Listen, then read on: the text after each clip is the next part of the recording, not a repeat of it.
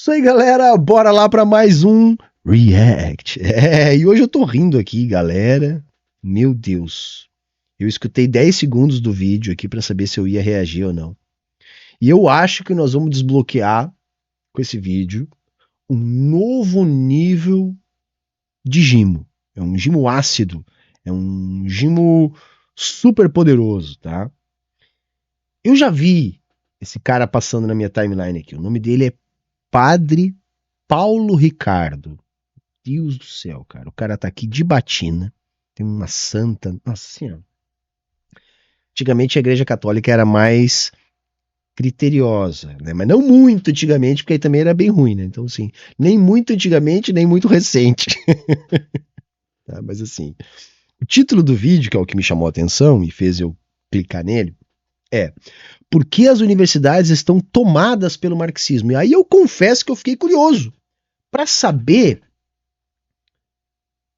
né, a experiência do padre a respeito das universidades brasileiras, para ele afirmar, né, ou pelo menos questionar, já que o título é uma pergunta, se as universidades estão tomadas pelo marxismo. O que entende, ora bolas, um padre das universidades brasileiras e de marxismo e de como essas duas coisas estão relacionadas? Então, assim, te segura aí, o gimo vem forte e vai começar agora.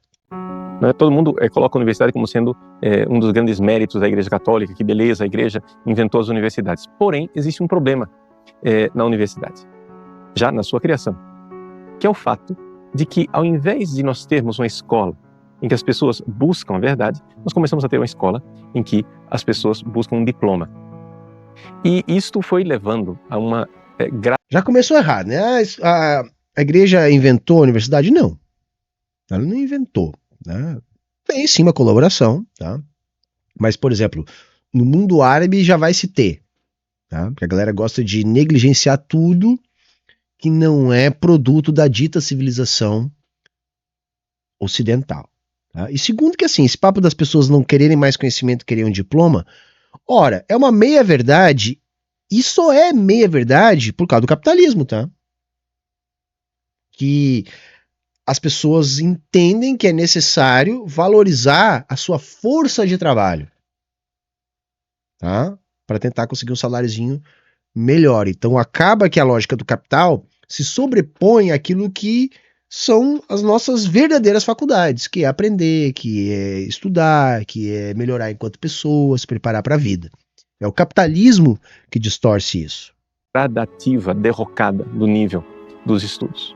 Ou seja, o que aconteceu foi que esse pequeno detalhe, chamado diploma, fez com que os alunos começassem a dizer para os professores: mas, professor, não precisa disso tudo que o senhor está nos ensinando, nós somente queremos o diploma.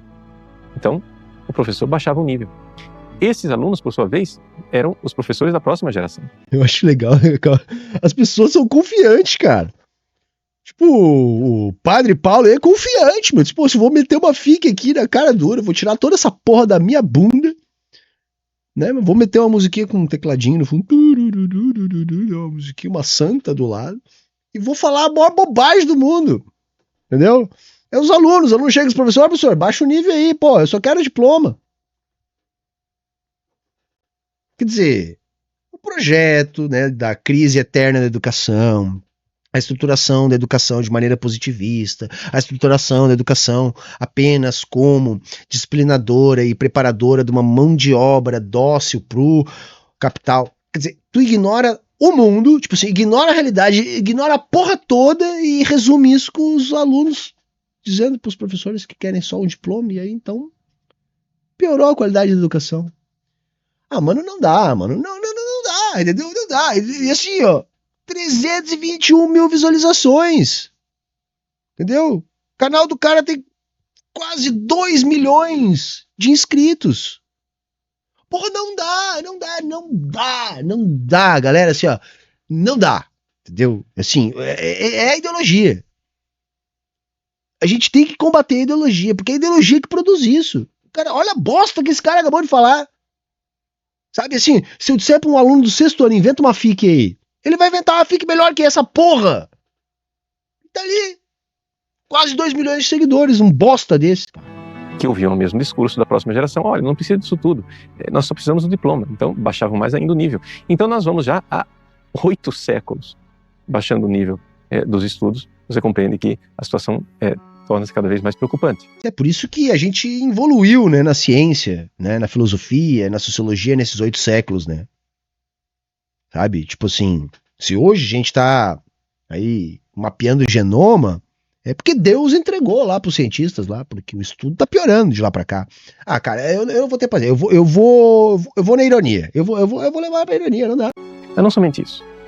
Também houve mudanças, né, dentro da própria sociedade por causa desta decadência. A sociedade, de repente, estava com um número enorme de empregos vagos, precisava-se de trabalhadores, porque houve a industrialização, né? E aí, aquilo que antes era uma formação para... Houve a industrialização, é legal, cara, entendeu? Assim, sabe, as nuvens se abriram, desceu umas cerquinhas, cercaram as terras na Inglaterra, expulsaram os trabalhadores do campo. Houve. Surgiram muitos empregos. Ai, cara, não dá, cara. O conhecimento tornou-se cada vez mais um conhecimento prático, ou seja, a formação de bons empregados, bons trabalhadores. Com a Segunda Guerra Mundial, as coisas mudaram completamente. E aí, nós começamos a ter as escolas e as universidades não mais para formar profissionais. Para quem então, mas para uma realidade chamada engenharia social. A mudança do comportamento social. E aí, que nós vemos aí... Cara, até eu vou concordar, sim, uma engenharia social na estruturação da educação a nível global. Mas é uma engenharia social a fim de reproduzir mão de obra dócil para o capital. Então isso passou a ser pautado já há muito tempo pela lógica do capital. Por isso que a estrutura, né, de uma escola é a estrutura de uma fábrica ou de um presídio, como queiram. As duas coisas partem da mesma raiz para atender a demanda do capital. É para isso, tá? Então, assim, se há algum tipo de engenharia social é essa, tá? Porque a gente tem que entender o seguinte: o campo superestrutural, tá, é um reflexo, ainda que não direto, mas um reflexo das relações de produção, ou seja, do campo infraestrutural. E a produção de conhecimento se dá nessa seara. Então é o capital que pauta isso. Nossa senhora, cara, é demais. Quase que resumido, né, de forma bastante esquemática, o que está acontecendo com as universidades hoje. As universidades não são pensadas para ensinar a verdade. Muito menos são pensadas para formar um bom cidadão, como se fazia, por exemplo, no Renascimento. E nem para formar um bom trabalhador, como se fazia no século XVIII, XIX. Não é para quem então? São pensadas para se formar uma pessoa que esteja com atitudes sociais aceitáveis. Aceitáveis para quem? Para um projeto de transformação social chamado marxismo. Aqui é necessário para você entender o que está acontecendo com as nossas universidades, entender cara, o que é. Por que a revolução não aconteceu ainda, cara? Tu já pensou o poder que isso teria, galera? Hã? Já pensaram nisso? As universidades do mundo inteiro, há 8 séculos, ou pelo menos desde a Segunda Guerra, que nem ele está dizendo agora, estão trabalhando para formar cidadãos marxistas, gente. Cara, dá uma preguiça, porque no mundo real você não consegue, tá, basear na metodologia marxista sequer uma dissertação que você vai fazer na academia. Você não consegue seguir uma linha marxista em praticamente nenhum lugar da academia. Você não consegue. Se você disser, olha, eu tenho um projeto aqui, tá, e o meu referencial teórico é marxista. O teu orientador vai dizer, não dá, troca. Não, porque isso aqui não vai ser aceito, isso aqui não vão aprovar, tu não vai ganhar a porra do teu diploma seguindo uma linha marxista. No mundo real é isso, tá, gente? No mundo real é isso. Salvo exceções, sei lá, serviço social. Nem na história. Na história é pós-estruturalismo na veia. Você não pode partir do marxismo. Pra vir umas criaturas dessas falar essas merdas, sabe? Assim, é isso que irrita, cara. Nunca pisou numa faculdade. Nunca se baseou em pesquisa séria sobre o que acontece na faculdade. Porque na faculdade é isso. Você que não sabe, tá, gente? Tem um monte de problema na faculdade. O nível realmente é muito ruim de muitos cursos, dos alunos, né? Sobretudo das faculdades privadas. Tem um monte de problema. A gente poderia falar aqui um tempão da origem desses problemas, discutir esses problemas, tá? Daria pra fazer muita coisa. Mas assim, o que não tem nas faculdades é marxismo. Sequer pode ter. Sequer pode ter. Na história, você vai poder ler alguns autores marxistas. Cada vez menos, cada vez são menos recomendados, cada vez menos fazem parte dos programas das disciplinas. Mas pode. Agora, se você vai escrever, você vai ter que ter um quadro teórico. Não pode ser marxista. Eles não vão nem aceitar que você faça isso. Entendeu? Então, a realidade é essa, tá, gente? A realidade é essa, tá? Você vai ter alguns centros, alguns cursos, alguns professores. Dá para contar nos dedos no Brasil inteiro. Porque na realidade mesmo, o que tem é sequer pode, você sequer pode ser marxista na universidade. É o marxismo. O marxismo, ele é um movimento que tem em vista, digamos assim, desmontar a sociedade como nós a conhecemos. Sim, tem como objetivo superar o capitalismo, sim. Mas as universidades não estão colaborando com isso, tá, seu padre? Inicialmente, se pensava que se faria isso com as revoluções. No entanto, um grupo... Não, na verdade, é isso até hoje. É o único jeito que tem de fazer, tá? Ah, ele vai meter o Gramsci. Quer apostar, galera? Vamos apostar que ele vai meter o Gramsci. É o marxismo cultural gramsciano. Hã? Puta, maldita hora que o Gramsci foi dizer, galera, vamos ocupar os espaços, né, dos instrumentos de dominação ideológica, né? Vamos entupir esses canais, vamos jogar uma sujeira, porque o que o Gramsci fez foi basicamente dizer isso, galera, assim, nós temos que combater a ideologia. E a ideologia opera por determinados canais na sociedade. Nós jamais vamos vencer a ideologia, porque a ideologia dominante é a ideologia da classe dominante. Então, enquanto a classe dominante for a classe capitalista, a ideologia dominante vai ser a ideologia dos capitalistas. Mas a gente pode atrapalhar essa porra desse processo. A gente pode jogar uma sujeira na porra desse processo. Então, sim, vamos ocupar o YouTube, vamos ocupar os jornais, vamos tentar entrar na graduação, na pós-graduação, vamos produzir material acadêmico, vamos ocupar, vamos jogar uma sujeira nesses canais de reprodução da ideologia dominante. Maldita hora que o Gramsci foi dizer isso. Ah, porque agora então você não precisa mais revolução. O Gramsci diz que não precisa mais revolução. Ô Gramsci, ei! Não tem mais revolução agora, entendeu?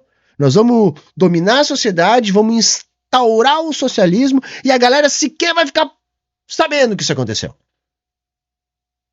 Tipo, você não percebeu, você aí do outro lado aí, tá vendo? Ô, você aí do outro lado da telinha. Já era, mano. Já estamos no socialismo, já é socialismo, cara. E você nem percebeu, cara. Você nem percebeu, nós já estamos no socialismo, cara. Entendeu? Socialismo é agora. Entendeu? Você nem percebeu. Gramsci venceu.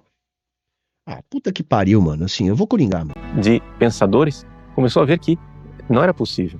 Que o proletariado, ou seja, a classe dos trabalhadores, nunca iria fazer uma revolução. Porque a classe dos trabalhadores estava alienada por uma cultura. Então era necessário primeiro destruir a cultura. Este pensamento foi introduzido em nossas universidades. Lá vem. Uma escola, chamada de Escola de Frankfurt. Ou seja, Escola de Frankfurt. pensadores... Quase. É a outra, é assim, é uma coisa, outra coisa, então o Frankfurt, vai lá, Frankfurt, vai. Ai, cara, se eles soubessem, cara, o que os marxistas acham da escola de Frankfurt. Eu tô sem paciência, tá, chat? Vocês me desculpem, eu tô sem paciência, tá? Já é o segundo react que eu tô gravando hoje, então assim...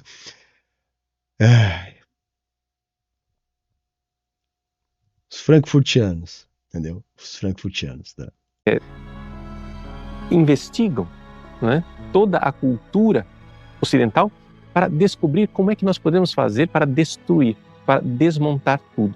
É o que eles chamam de teoria crítica. Ou seja, a teoria crítica é, na verdade, simplesmente uma crítica de tudo aquilo que é a cultura ocidental e tem uma realidade...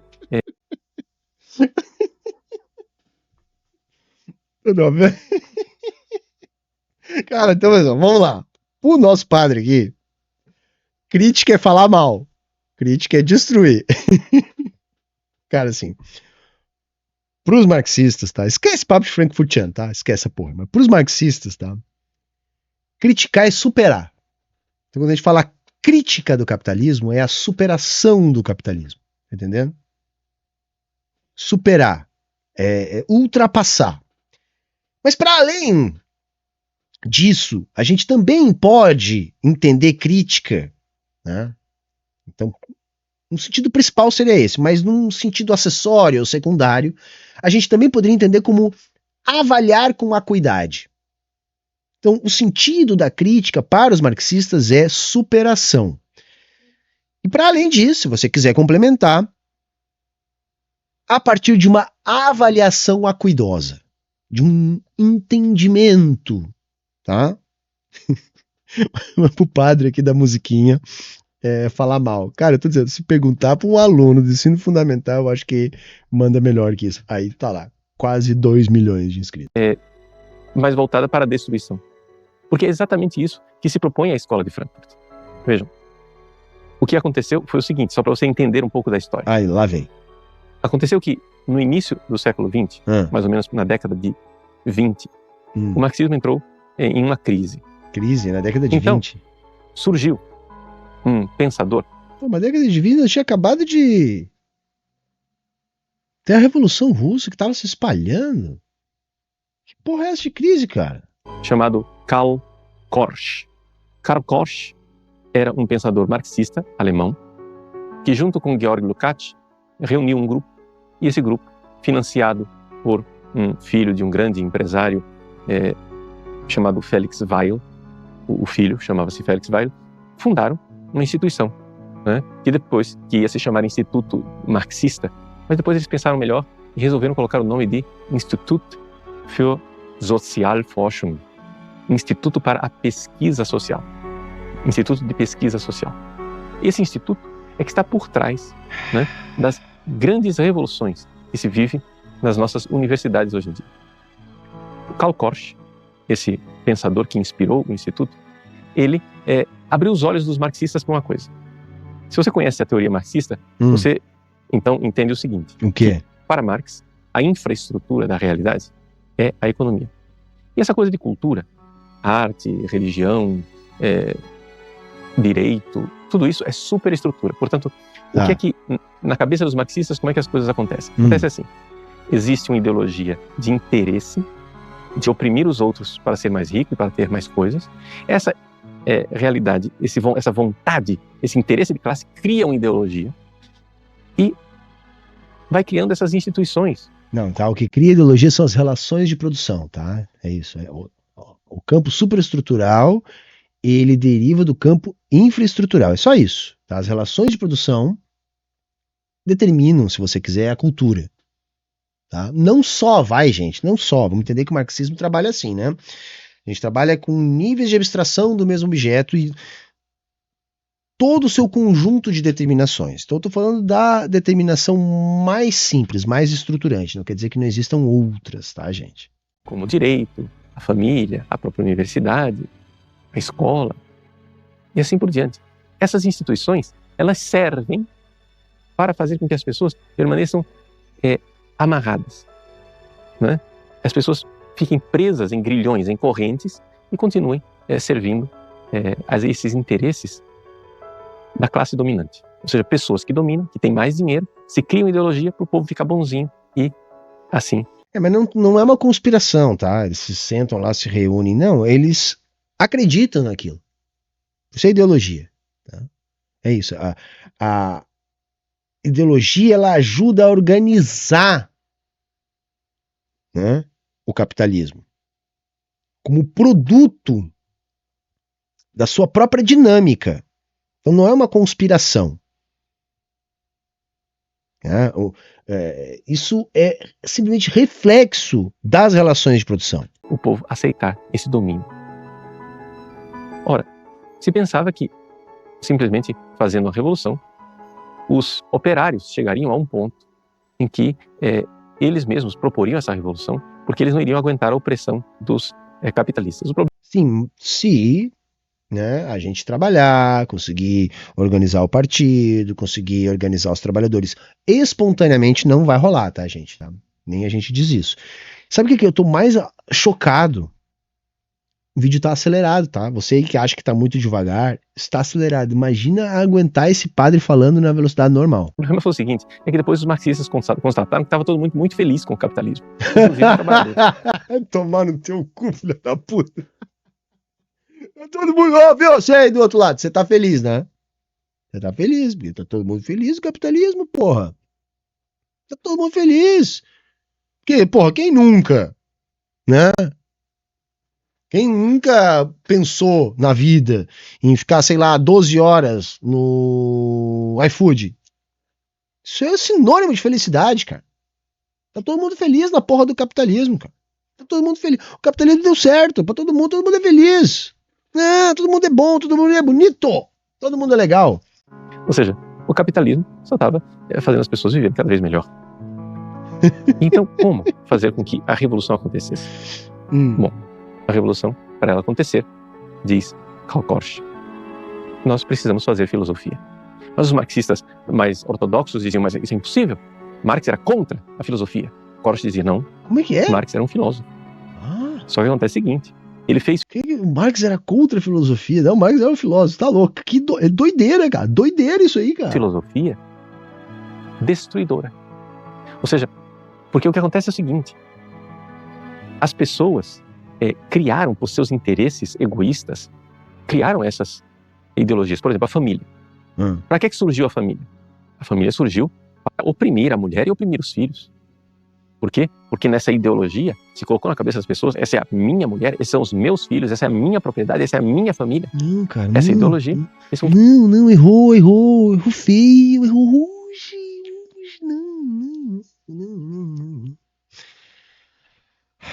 Que as pessoas, então, cada vez mais oprimissem os outros. E agora? Como que a gente vai se livrar dessa ideologia? Bom, pensavam os marxistas clássicos, vamos fazer uma revolução. Karl Korsch notou o seguinte, não é possível, sabe por quê? Porque embora essas ideologias tenham sido criadas para justificar o status quo, ou seja, a opressão dos capitalistas, essas coisas começam a ter vida própria. Ou seja, embora a família, a ideologia família, a instituição família, que para eles é ideológica, tenha sido criada para justificar a posse da propriedade e o acúmulo de propriedade, termina que as pessoas começam a gostar de ter família, mesmo que elas depois não tenham propriedade. Então, de repente, você tem uns pobres oprimidos que continuam apegados a essa ideia de família. Qual é a solução? A solução é nós fazermos uma ideologia que destrua isso por dentro e faça com que as pessoas parem de querer ter família. Então nós precisamos, embora os... Tá, galera, assim, eu sei que talvez tenha... Eu tô sem paciência, tem gente talvez chegando no rolê assim, nada a ver, isso não tem nada a ver, tá? Você pode ter sua família, tá tudo certo, tá? Não tem problema nenhum, nem o marxismo fala sobre isso. A única questão é que na gênese da propriedade privada acontece a privatização da família. A substituição da família comunal pela família privada. Então há uma mudança na organização da sociedade produzida pela propriedade privada. E para que essa propriedade privada se mantivesse neste processo de surgimento dessa nova sociedade, a mulher foi privatizada. Porque a mulher também tinha uma lógica comunal nas suas relações com os outros homens. Por exemplo, na horda primitiva, possivelmente, o indivíduo poderia identificar a sua mãe, jamais o seu pai. Agora, numa lógica de propriedade privada, com quem fica a propriedade quando o indivíduo proprietário morre? é necessário haver um herdeiro. Então é necessário identificar a paternidade. Outra coisa, a família aos braços para o trabalho nessa gênese. Então a mulher, os filhos, significam trabalhadores, responsáveis por essa terra, por esse meio de produção. E essa estrutura, ela acaba se constituindo ao longo do tempo e se enraizando, se aprofundando. Isso não significa que os indivíduos dessa família não possam ter relações afetuosas. A questão é que, abolindo a propriedade privada, não serão mais as famílias pautadas pela lógica da propriedade privada. Então nós vamos ter N famílias, N organizações, N formas. Não precisa ser nenhum gênio para entender que hoje em dia grande parte dos casamentos são acordos comerciais. Se junta a renda para se dividir um aluguel. Isso tudo é colocado na balança na hora de constituir ou não família. Veja, a própria estrutura de família é pautada pela lógica do capital. Significa que numa sociedade pós-capitalista nós não vamos ter família? Lógico que não, gente. Significa que nós não vamos ter a lógica do capital pautando a organização dos agrupamentos mais próximos de humanos, da casa onde vivem, ou, se você preferir, da família. Sabe, a galera adora falar que os comunistas são contra a família. Só que os conservadores é que a gente vê recorrentemente 4, 5 casamentos, filhos de tudo quanto é casamentos, amantes, garotas de programa, escândalos de todo tipo. Enquanto que do outro lado a gente vê muitos comunistas mantendo famílias ditas tradicionais, muito bem, obrigado. Por quê? Porque isso não é regra. Você, comunista, você pode querer ter uma família, entre aspas, tradicional ou não. Enfim. E quando a gente superar a lógica do capitalismo, a lógica do capitalismo vai deixar de pautar a organização das nossas famílias. Como é que elas vão ser? Da maneira que forem. Pautadas pelas relações dos indivíduos, pelas suas feições, pelas suas simpatias, enfim, por qualquer coisa que não seja a lógica do capital que organiza hoje as nossas famílias. Os marxistas não acreditem em filosofia, nós precisamos fazer uma filosofia destruidora, ou seja, inocular dentro da filosofia ocidental, do direito, da religião, da família, inocular um vírus destruidor. Esse vírus destruidor é aquilo que nós conhecemos na Escola de Frankfurt como sendo a teoria crítica. Existem 2 livros, né, que falam da história da Escola de Frankfurt. O livro do Martin Jay, né, que fala da primeira parte da história da Escola de Frankfurt, e esse livro de Rolf Wegerhaus, Escola de Frankfurt, História e Desenvolvimento Teórico e Significação Política. Cito esse livro aqui somente pelo seguinte: os dois são importantes para conhecer a Escola de Frankfurt, mas porque na introdução desse livro conta-se um episódio interessante. Eu duvido que ele tenha lido o livro, né? Mas pelo carimbo que a gente viu no livro ali, eu espero também que ele tenha devolvido esse livro aí, tá? Você devolveu o livro, padre? Olha, padre, aquele carimbo ali a gente conhece, hein? Aquilo ali é de instituição. Você devolveu o livro, padre? Hã? Eu duvido que tenha isso aí que você falou nesse livro. Não conheço os autores. Vou admitir aqui, não conheço. Mas olha, que misturada, tá, gente? Um dos primeiros diretores da Escola de Frankfurt, Max Horkheimer, tinha que contratar os professores, né? Interessante, ele tinha que contratar os professores. A única coisa que eu fico triste, tá? É ver o Lukács misturado com essa gente aí. Porque, olha, deixa pra lá, né?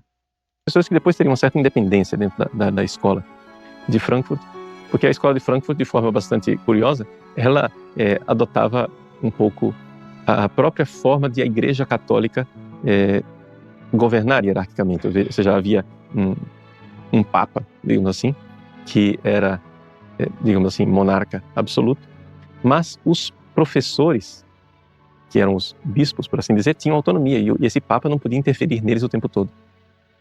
Mas este Papa é quem contratava, né, os bispos, ou seja, o diretor do instituto é que contratava os professores que depois teriam essa autonomia. E o Marx Horkheimer tinha que contratar um professor. Todo mundo disse que esse professor é muito bom, ele é marxista, você tem que contratá-lo, o currículo dele era bom, as obras dele eram boas. E Horkheimer não contratou o professor. E perguntaram, mas por quê?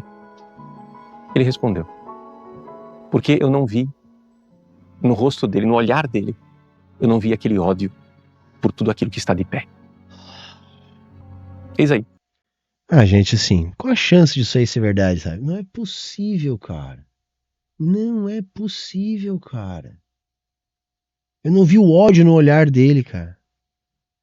Sabe, assim, se você parar a pensar, isso sequer é factível de ser avaliado depois, escrito. Sabe, assim, não é possível, cara. Olha, não. Um pouco o espírito da escola de Frankfurt. Ou seja, é um ódio por tudo aquilo que está de pé.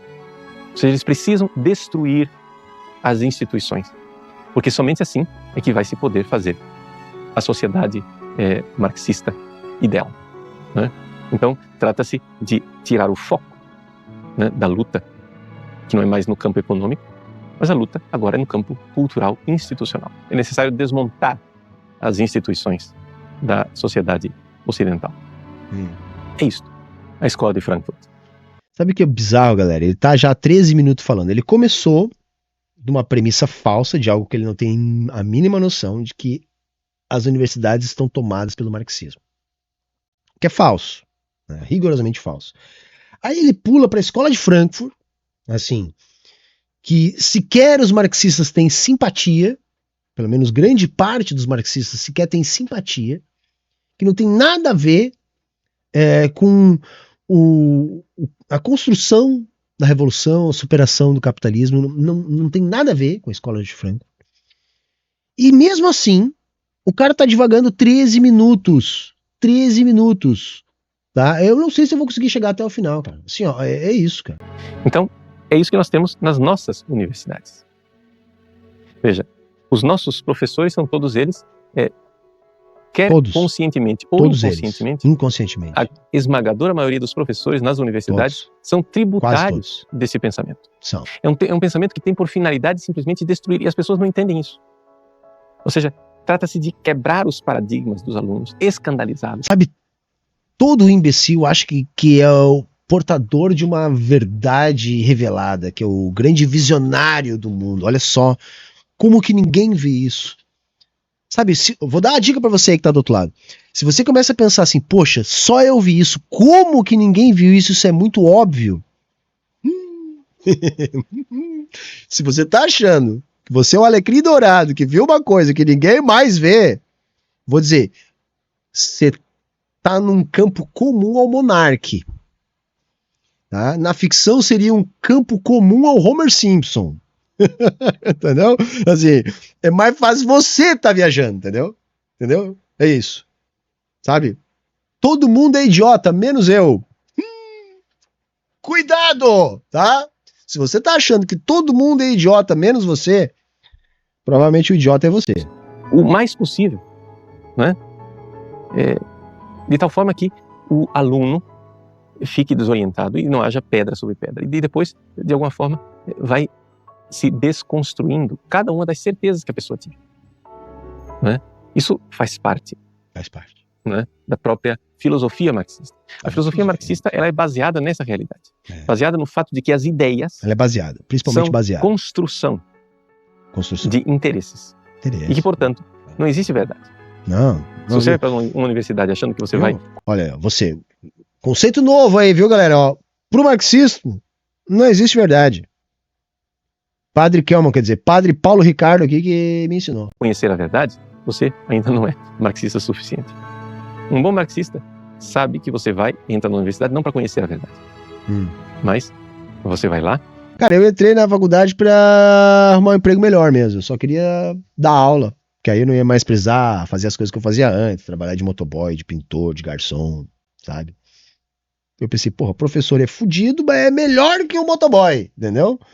E eu consigo fazer uma faculdade de história. É acessível pra mim. Tá no meu arco de possibilidades fazer uma faculdade. Pra mim foi isso. Diz aí no chat vocês aí. Tá acabando o vídeo.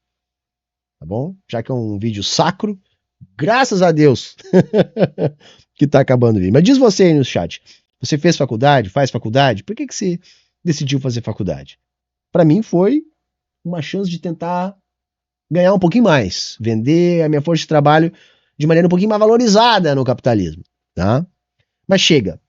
Puta que pariu. Chega. Olha, eu disse que nós ia desbloquear um nível novo de Gimo. Vai faltar 14 segundos. Então, não vamos perder nada. Aliás, eu acho que a gente já não teria perdido nada se eu nem tivesse dado play aqui. Tá? Mas como eu gosto de me drogar, né? E vocês também, porque se você chegou até aqui ao final, você já é dependente químico dessa porra. Então, o mínimo que você tem que fazer agora é deixar um like. Vai agora ali e aperta no like. Se você chegou aqui até o final, eu mereço que você aperte no like. Porque é aquela coisa. Eu tô aqui encurtando meu tempo de vida na Terra, consumindo esse tipo de coisa. Mas isso é o que tem no YouTube. 321 mil visualizações esse vídeo. De um padre com quase 2 milhões de inscritos no YouTube. Nós temos um caminho, viu? Esse marxismo cultural aí não tá fácil pra nós, cara. Não tá dando muito certo aí esse marxismo cultural aí, porra. Não sei, cara. Tem alguma coisa assim. Tem alguma coisa complicada nisso aí. Tá bom, galera? Vamos ficando por aqui. Tá bom? É isso aí. Muito obrigado a todo mundo. Tchau, tchau e até a próxima.